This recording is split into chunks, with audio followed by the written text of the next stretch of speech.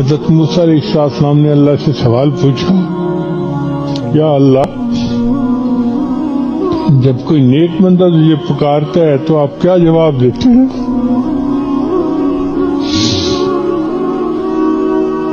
اللہ تعالیٰ نے فرمایا، میں کہتا ہوں لبیک۔ پھر پوچھا، اللہ جب کوئی گناہگار پکارتا ہے تو میں 3 دفعہ کہتا ہوں لبیک لبیک لبیک۔ تو موسیٰ علیہ السلام نے سوال کیا، یا اللہ، نیک بندے کو 1 دفعہ لبیک اور برے بندے کے، گناہگار بندے کے پکارنے پر 3 مرتبہ لبیک۔